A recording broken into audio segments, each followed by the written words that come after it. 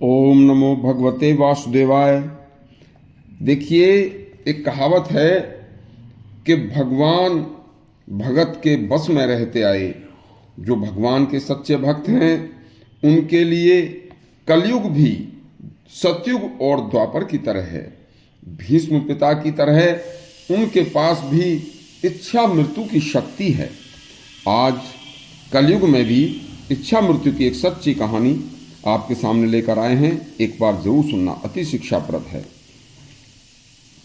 1968 की यह सत्य विलक्षण घटना 100% सत्य है। जब एक भगवान की भक्त स्त्री ने आई हुई मृत्यु को 1 महीने 8 दिन के लिए लौटा दिया था। सुनिए, जुलाई 1968 में एक बार प्रसिद्ध ब्रह्म ऋषि स्वामी श्री कृष्णानंद जी महाराज पिलखुआ आए थे।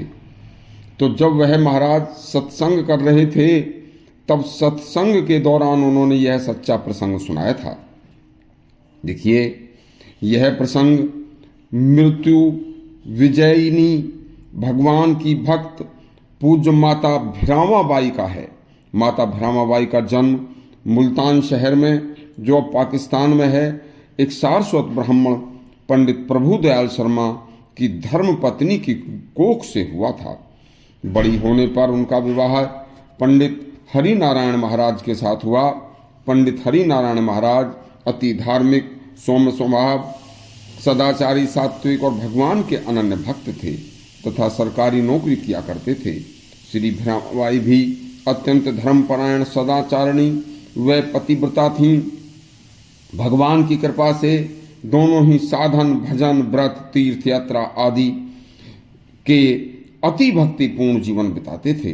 दोनों प्रातःकाल ब्रह्म मुहूर्त में उठते तथा शौच स्नान के बाद अपने इष्ट देव भगवान श्री कृष्ण की योग साधना में लग जाते थे। पूज्य माता जी भक्ति में लीन, अपने शरीर की जरा भी चिंता नहीं किया करती थीं। 5-5 दिन तक निराहार व्रत करती तथा कई बार उन्होंने कई कठोर चंद्रायण व्रत किए। इस तरह के शरीर को, मन को अति पवित्र व निर्मल बना लिया था। हमेशा अपने साथ अपने इष्ट देव भगवान श्री कृष्ण का विग्रह अपने साथ रखती, लेकिन भगवान की भक्ति के साथ साथ माता जी पति सेवा की कोई कमी नहीं आने देती थी।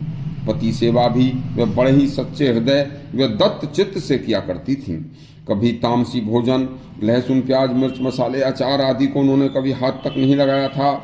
हमेशा भगवान को भोग लगाकर फिर पति को भोजन कराकर बाद में थोड़ा बचा हुआ भोजन किया करती थीं।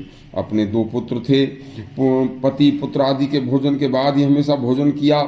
इसके अलावा पूज्य माता जी समय निकालकर विधवा स्त्रियों को त्याग, तप, धर्माचरण, संयम पूर्ण पवित्र जीवन जीने की शिक्षा दिया करती थीं तथा सुहागिन बहनों को हमेशा यमदूतों की नारकीय यंत्रणा से बचने के लिए पति सेवा, सास ससुर की सेवा व धर्म का आचरण का उपदेश दिया करती थीं। एक दिन उनके पति देव ने बड़े ही शांतिपूर्ण, धर्मपूर्वक जीवन जीते हुए शरीर त्याग दिया तो उन पर दुख का पहाड़ सा टूट पड़ा। बस उनका भी संसार से मन विरक्त हो गया। उन्होंने अपने भी मृत्यु का समय तुरंत अपने परिवार वालों को, पुत्र आदि को बता दिया। तो माता जी ने शाम को 4 बजे का समय बताया था। इससे पहले उन्होंने स्वयं गाय के गोबर से आंगन को लीप कर उस पर कुशा मंगाकर बिछाकर स्वयं स्नान करके शुद्ध वस्त्र पहनकर मुंह में गंगा जल व तुलसी पत्र रखकर बैठ गईं और भगवान में मन लीन कर लिया। बस 4 बजने से कुछ समय बाकी था।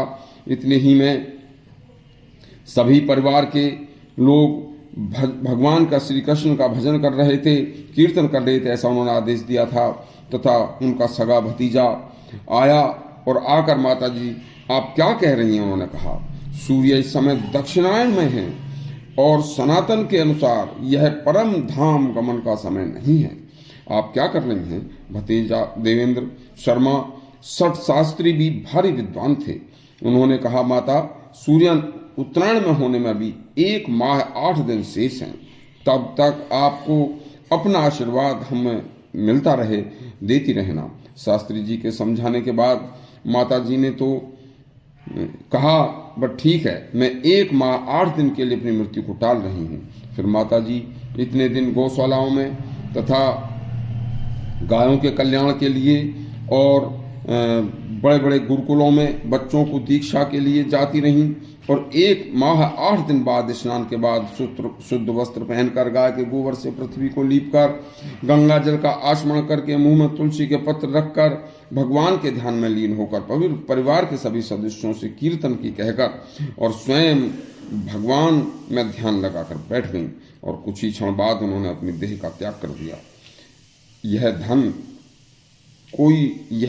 कहानी कोई पुरानी कहानी का नहीं है। उस समय पाकिस्तान में हिंदुओं की संख्या बहुत थी और उनके साथ ऐसा आज जैसा अमानवीय व्यवहार भी उस समय नहीं होता था। इस तरह के और भी अच्छे अच्छे प्रसंग सुनने के लिए हमारा चैनल सब्सक्राइब करें तथा घंटी दबाएं। धन्यवाद।